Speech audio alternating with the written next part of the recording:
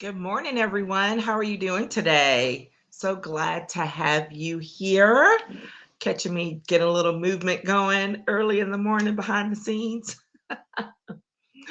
If you are joining, we're going to jump right in. But if you're joining for the first time, welcome. My name is Patricia Hayes. I am an executive advisor, career empowerment coach, and authentic networking strategist. And all that means is that I love helping leaders and executives and those who are trying to achieve their goals to leverage their professional relationships in a manner that is purposeful, deliberate, and authentic in order to achieve their next level goals. So that's what I'm here for. And we are marching right along through this month. Cannot believe we are at the end of January now. And today we are going to be talking about leading the way in 2022. And I know people are like, what are you talking about? What does that have to do with networking? Well, I talk about career empowerment and networking. They go hand in hand for me. And in order to really get yourself situated to achieve at the next level, you really do need to start thinking about your leadership presence and how you come across as a leader and how you present as a leader. And we'll talk about the fact, because I don't believe that leaders only have titles, right? That all leaders have titles or only people with titles are leaders. That's not how I operate. However, it is important the more that you do have authority and influence. We'll talk about that here shortly. It does matter about how you present yourself, how you are perceived, and how you can be effective in that role. And so we're going to be talking about today leading the way. How can you be a good leader, a better leader this year, moving forward? In a way that's impactful. And so here is my reflection question for you today. You know, I love those, right? How can you be a leader or lead in a new way in 2022? That's your question that I want you to go check out. I want you to write it down. I want you to actually think about this over the course of this week because it's important. And the more time you give to something, the more you can receive back from it, right? And you will be surprised at what comes to you over the course of the week as you ponder on that question. So, to make sure that we are all on the same page when it comes to how we define leadership, the first thing that I've already said, which is leadership is not defined simply by your title, right? There are a lot of people with titles who are not good leaders. There are also some fabulous leaders who do not have a title at all. I discussed this when I made a presentation here locally last Friday, and I made that point. If there are some really fabulous people who are great leaders who do not have titles. And so, what do I mean? How can you be a leader without a title, right? Leadership is about influence. And when you look at it in that perspective, it's about influence, your ability to impact others in a certain realm, right? And that means whether you're inspiring them, whether you are motivating them, directing them towards a certain goal, guiding them towards a certain outcome. But all of that inspiration, motivation, direction, and guidance is to get others to engage in action in a certain way. Now, does that mean that you have a quote a manager or a supervisor or a vice president or executive vice president? Yes. If you're acting as leaders, those are some of the things that are incorporated in their ability to move people towards the goal. So whether it's, getting a certain project done in an organization, whether it's literally moving an entire organization to a certain way of being, to a certain point, to a certain inflection point, all of those things. But it's about that level of influence. This is, however, why someone without a title can be a great leader, right? I like to say there's one of my former executive assistants who long before she had a quote leadership role was a leader. She would take things over, make things happen for me without me having to step in, and she made sure things got done, and I was always, always grateful for that, right? She used her ability to inspire, to motivate, to make decisions, tough decisions sometimes, but in order to move the ball forward, in order to engage others in the action that needed to happen. Right. And so those are the things that we need to think about when we're talking about leadership, making sure that we're opening up that bubble of who's included, not closing it off. Because in truth, we all benefit. The more great leaders we have out there, the better off we all are, truthfully. Okay. So now that we have our kind of definition of leadership established, here, a couple of next little questions and points and things to think about as you are preparing to lead the way in this new year. So, my first point is we have to be willing to model leadership through the good and the bad. And what do I mean by modeling leadership? Exactly that. Representing what a good leader looks like, showing it to others when it's not always great. Like there may be circumstances around us that are going on with the office, in our communities, whatever, that it does not show. It's not in the best limelight, right? But guess what? You can still be a great leader even in those difficult times. People often like to assign leadership and the benefits of leadership or the greatness of leadership only when there's some fabulous outcome. But when something bad happens or challenging happens, yeah, it's after the fact that you may say, oh, that person really led them through. But while they're in the midst of it, they may not be getting the credit that they deserve. Okay. I've been on both sides of that where there was a great opportunities and fabulous things happening and being able to lead and direct people to the next step of what needs to happen. And I've also been on that side where it was a nasty mess and people literally hated me as we went through it. But it was that point of, hey, I just need you to trust me. And this is where that influence comes in, that guidance and that trust, because trust, how could I leave that out, is absolutely a part of good leadership. And to say, it may look rough, it may look really disturbing right now, but stick with me and we can get through this together. And there is something good coming out on the back end of this rough spot, right? So it can lead to those things.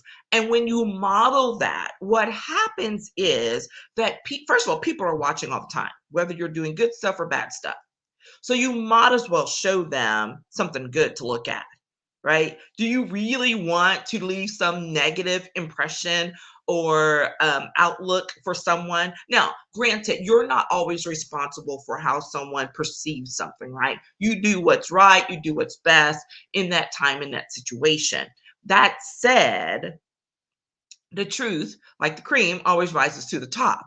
So if you're doing and acting in truth, in with integrity, that will come to be.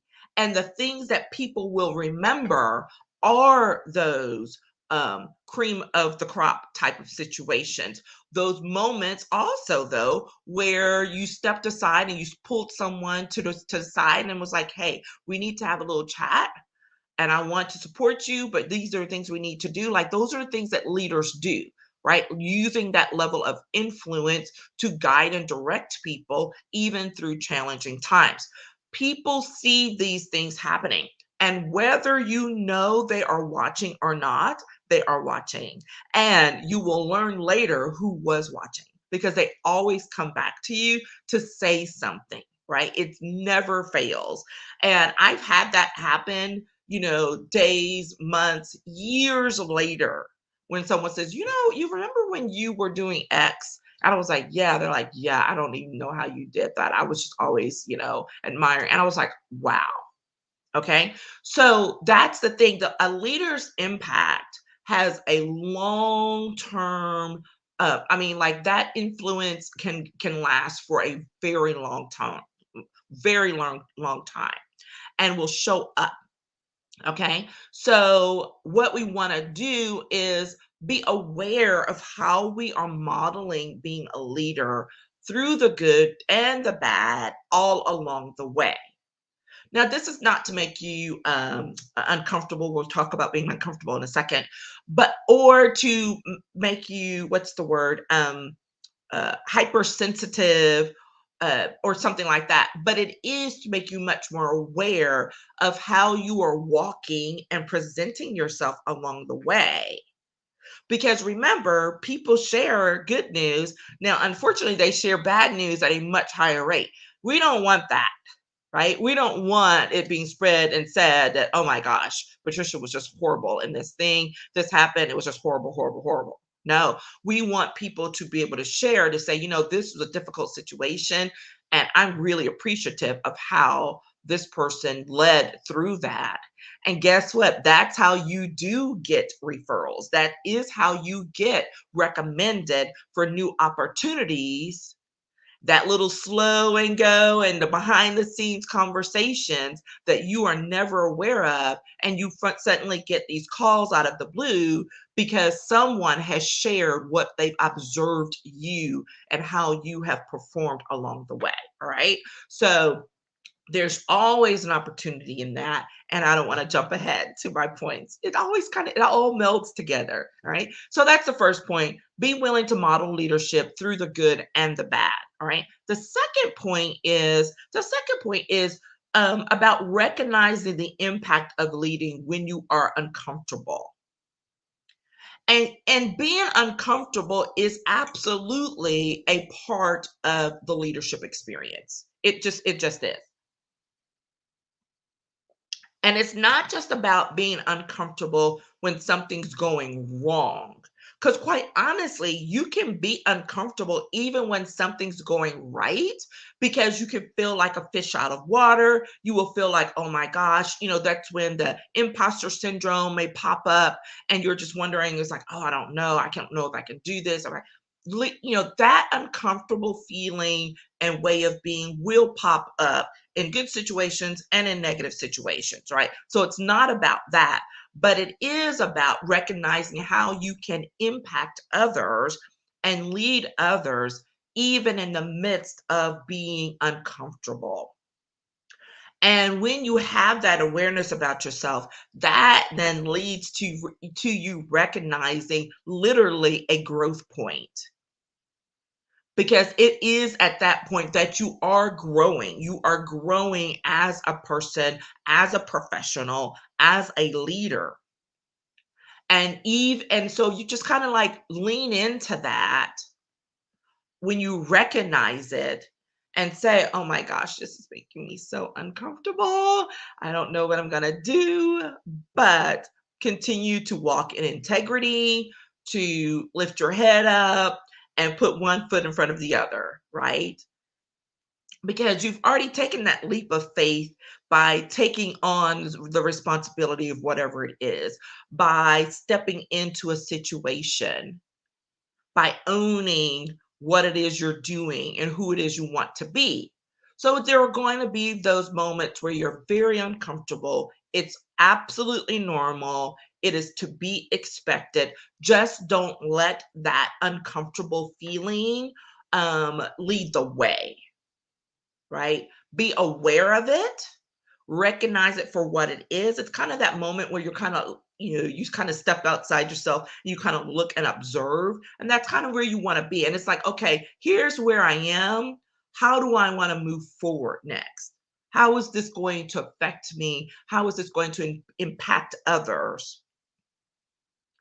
And then to do those things, right? To move forward, even when you're uncomfortable, because the impact that you can have, that moment of growth, again, what I've already said, people are watching, and it is so powerful when people can watch and see you moving as you grow and doing it being vulnerable, being subject to mistakes and things like that, but picking it back up, being confident and knowing that regardless of what's going on, you can still achieve the end goal.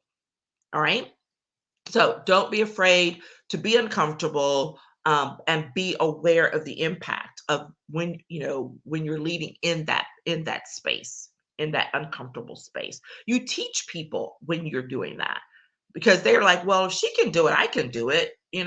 Everything doesn't have to be perfect. That's really where we're headed. Things don't have to be perfect. It's okay to be unsure, but you can still have great influence, great impact, and move forward, to the next level of your goals, dreams, whatever it is you're trying to do. All right. And then lastly, it's be receptive to fresh opportunities. And this is that thing, especially in the new year, that people say and are aware of at first, but it kind of dwindles down probably about 3, 4, 5 months in. And then you kind of get back into a rut of how things were. And we don't want that to be, right? So this is not the time. It's often we get a lot of opportunities, quote, at the beginning of something, right? And here's where I encourage you to not load up on new responsibilities, new leadership opportunities, whatever you want to call them, all right here at the beginning of the year. Because guess what? You overload yourself now, you won't have space to accept the things that are coming. So be mindful of your time, your space, your commitments so that you can leave yourself open to new opportunities all throughout the year. This is really important because otherwise you find yourself either bypassing opportunities because you're too overloaded and you can't see it when it comes, or feeling very torn because you may see something new that presents itself. And then you're like, oh, but I already made this commitment. And you may find yourself needing to choose. Now, does that happen? Of course, along the way, of course, it happens all the time. However, and this is coming from, super overachiever, multiple boards at any given day and time. But I'm also one to tell you because I have taken great efforts in recent years to be even more strategic. And anyone who knows me, I'm always very strategic about the leadership roles that I assume. But you can fall into that rut, right, of overdoing it. And that means you don't leave enough time for yourself to grow in other areas. That's a whole other conversation, right? So there are these I don't like that word of balance when it comes to work life stuff, but there is that point of balance and integration that needs to happen, and you need to leave space for it to happen as opposed to filling it all up and loading up right now. So it's that thing of saying where something, it's not, sometimes it's a flat no, other times it's a not right now. Okay. And thinking about, and how does that connect up? Well, it connects up because we've already started talking about what your goals are for this time period. So when you look at your goals for the year, the things, your intentions, however you've labeled them, what it is you want to accomplish over the course of this next year, this next 2 years, whatever that time frame is, there are those things, those touch points along the way that you're going to want to reach out and connect on. And when you do that, you can do that in a broader sense of also acknowledging, well, I wonder how this fits into the impact that I'm going to have as a leader. What's the level of influence I can have with these opportunities? And is it aligned and in integrity with my long-term goals? Do you see how all that kind of molds together? Yes. Yes, yes, yes. It all comes together, okay? So you want to make sure to think about that. So you want to be receptive to fresh opportunities. You don't want to be stuck in doing certain things just because you've always done it, or people who help you try to keep you stuck because they're like, oh, well, this is the path we always take when we're doing X, right? You don't have to do that, right? But you do want to be aware and to make sure that the decision you're making about the fresh opportunities, about the new leadership role, about whatever it is, that it is aligned and in integrity with the goals and the intentions that you've set for yourself, and that they fit in that way so that then you can move forward and make sure that you are growing as a leader so that you can increase your influence in your network, in your workplace, in your community. Okay, that's it. There we are. So we've been talking about leading the way in 2022, defining what leadership is, and a couple of things to think about during the course of this year. So hope that's been helpful. Great conversation. I will love to have your input on it. Let me know what your thoughts are. And if you are wanting to have a little bit deeper conversation about it, reach out. We can absolutely set up a little consultation chat, 20 minutes, and have a little chit chat about what it is you are trying to move forward with in this new year. And I would love to have that conversation with you. All right. Take care and have a fantastic day and week. Bye bye.